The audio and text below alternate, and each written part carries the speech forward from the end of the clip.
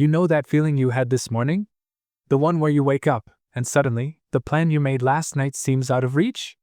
Yesterday, you were all in. You could picture it: early mornings, gym sessions, crushing your work, finally getting your life together. You felt unstoppable. Anything seemed possible. But this morning? Flat. Nothing left in the tank.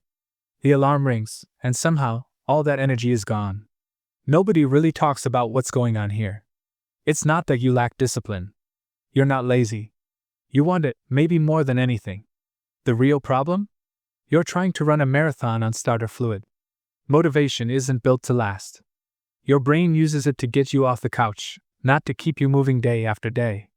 Once you get that, you can stop blaming yourself for slipping. You were never supposed to rely on motivation for the long haul. Let's break this down. Think back to the last time you felt fired up. Was it New Year's? After a killer TED Talk? Just some random day where everything clicked? You felt it in your bones, that restless energy, that urge to start right now. Suddenly, you're making lists, planning, researching, reorganizing your whole life. And it feels like you're making progress.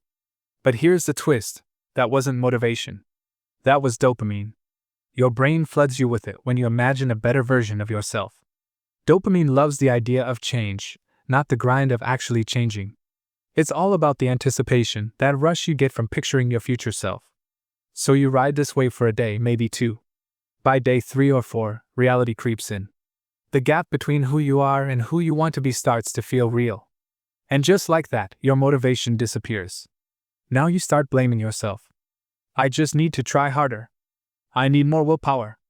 But look, your brain only built motivation for the starting line, not the whole race. You're chasing starter fluid when you need actual fuel. Picture starting a cold engine. You spray some starter fluid, it fires up. But try to run the engine on that stuff? It sputters and dies. Because starter fluid was never meant to keep anything running. Motivation works the same way. It's a neurochemical jolt to get you moving when you're stuck. Your ancestors needed it to hunt, to move camp, to act quickly. It's about big, short-term action. But for daily habits? For grinding when nothing's happening? That's not what motivation does. Still, everywhere you look, you're told to chase motivation. Every productivity guru, every self-help book, every viral video, they all tell you to get pumped, find your purpose, visualize your goals. And sure, it works for a few days. But they're teaching you to keep chasing starter fluid, over and over. And when it fades, you think it's your fault. Let's name what you're actually feeling. Not just frustration. It's shame, when you see that abandoned task list. It's fear. What if you'll never become who you want to be? It's that hollow, exhausted feeling of starting over again and again. That's not weakness. That's just what happens when you confuse the spark for the fuel. Here's what changed everything for me. Motivation gets you started. Systems keep you going. We've got it backwards. We think we need motivation to build a system. Really, you need the system so you can keep moving even when motivation's gone. Think about brushing your teeth. You don't do it because you're inspired. You do it because it's automatic, part of your routine, built into your environment. You don't wait to feel passionate about dental hygiene. You just do it. But for big goals, we expect to feel motivated. We wait, hoping that spark will come back. So we binge more content, watch more videos, keep searching for that first hit of energy. We're chasing starter fluid again. But here's what's really going on in your head. When you set a new goal, your brain gives you a dopamine rush just for fantasizing about the reward. Being fit, being successful, becoming someone new. That's the high you're chasing. And when it fades, you think you failed. But you didn't. You just need something steadier to keep you going. That rush you get before you start something new? It feels amazing. Everything's possible. But the second you actually sit down and get to work, the payoff suddenly seems far away, almost imaginary.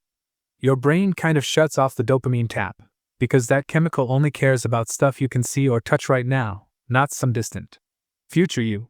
So, the motivation vanishes. You start thinking, well, that's it, I'm just not cut out for this. But honestly, your brain's working exactly the way it should. It gave you a spark to get moving, but now it wants you to switch to a different kind of fuel. Not emotion, habits. Automation.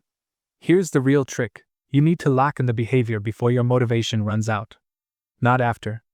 Not when you're suddenly disciplined. Right away. Motivation gives you this tiny window, maybe a few days, where taking action actually feels easy. Most folks waste that window making plans, researching, tweaking, getting everything ready. It feels productive, but it's just busy work. Instead, use that burst of motivation to anchor one small habit. Not 10. Not, my whole life changes today. Just one tiny thing. Because once the motivation is gone, whatever you built during that window is what you're left with. If you built an elaborate plan, good luck following it. But if you built one simple habit, you've got momentum. Let's say you want to start going to the gym. You're hyped, so what do? Buy a membership, spend a couple hours Googling the best workouts, buy new clothes, download a fitness app, build a fancy schedule. But then, surprise, motivation fades. Now you've got a pile of gear and a plan you never use. Here's what actually works. When you're motivated, do one thing: put your gym shoes by the door. That's it. Not work out for an hour every day. Just make it easier for future you to take the first step. Because in a few days, when your motivation's gone, you probably won't feel like going to the gym. But you might put on the shoes that are staring you in the face. And once the shoes are on, it's so much easier to just walk out the door. That's not motivation anymore. That's your environment nudging you forward. Here's the hard truth. Most goals fail because we plan for the superhero version of ourselves. The motivated, perfect version that only shows up for a couple days. You're planning for the wrong person. The real you is tired, bored, staring at your phone on a random Wednesday. That's who you have to design your system for. The version that actually exists most of the time. Here's how this plays out. Maybe you decide, I'm going to write every morning. Motivation is high. You see yourself as a writer. You feel inspired. You promise yourself 1,000 words every day at 6 a.m. And for 2 days you nail it. Then day 3 hits. The alarm goes off, you hit snooze, and suddenly your streak is broken. Not because you're lazy, but because you built your system for inspired you, not real you. So what should you do? On that first day, don't commit to 1,000 words. Commit to opening the document. That's it. You can always open a document, even on a bad day. Maybe you'll write 10 words. And honestly, 10 words when you have zero motivation is worth way more than 1,000 words that only show up when you're feeling it. Because 10 words builds identity. It tells your brain, I'm the kind of person who shows up. That's the fuel that actually lasts. Motivation says, I want to do this. Identity says, this is what I do. Motivation comes and goes. Identity sticks. You don't brush your teeth every day because you're motivated. You do it because it's who you are. That's what you want to build around your new habit. But you can't fake identity with big bursts of motivation. You build it with tiny, repeatable actions that prove to yourself, I'm doing this now. Not someday. Now. By showing up, even on the dull days. Not through sheer willpower, but because the habit is so easy, so automatic, so baked into your routine that motivation doesn't even matter anymore.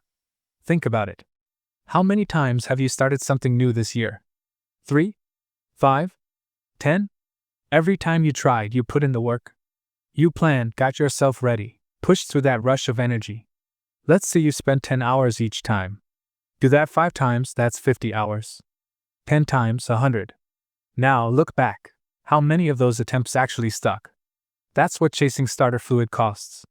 Not just your hours. It chips away at your trust in yourself. Every time you lose momentum and quit, your brain picks up a new lesson. I can't count on myself. Before long, you start seeing yourself as someone who never follows through. That feeling gets stronger than any goal you set. That's the real problem. The issue isn't that motivation fades. The problem is, chasing it erodes your self-trust. And without self-trust, motivation never, ever feels like enough. Even when you're fired up, there's this nagging voice. Yeah, but you've been here before. Remember how that ended? So here's what actually works. Quit chasing the feeling. Start collecting proof. Pick one thing. Not the whole overhaul. Just one tiny behavior. Make it almost laughably small. Not work out for an hour. Just put on your gym shoes. Not write 1,000 words. Just open the document. Not meditate for 20 minutes. Just sit on the cushion and do that. Every single day. Not just when you feel like it, every day. Because the point isn't the action itself. The point is to show yourself. I show up. That's who I am now. That's how you change. That's the identity shift. Do it 50 times, 100, 200, and suddenly motivation doesn't matter anymore. You don't wait for it, you don't need it, you just do the thing, because that's who you've become. Nobody talks about this part. The version of you you're hoping to build through motivation? You don't get there by feeling inspired. You get there by showing up on the days when you feel nothing. The days that feel pointless, invisible, like you do anything else. That's where you actually grow. Not on the easy days when motivation's high. Anybody can show up then. On the empty days, that's when you're switching from starter fluid to real fuel. And then, a few months from now, someone will ask, how do you stay so motivated? And it'll hit you, you don't. You haven't felt motivated in ages. You just show up because that's who you are now. That's not discipline. That's identity. And identity doesn't care how you feel. It just needs proof. Small, boring, repeated proof that you're the kind of person who does what they say. So stop waiting to feel ready. Stop chasing the surge. Stop thinking motivation's supposed to carry you the whole way. It got you this far. Now it's time for something else. Pick a behavior so small you can do it even when you feel absolutely nothing. Set up your world for the tired, drained version of you. Give yourself proof that you'll show up, even when it feels pointless. Because after a while, it stops feeling pointless. It just feels like who you are. That's when everything shifts. Not because you suddenly got more motivated, but because you stopped needing motivation at all. You're not running on starter fluid anymore. You're running on something real.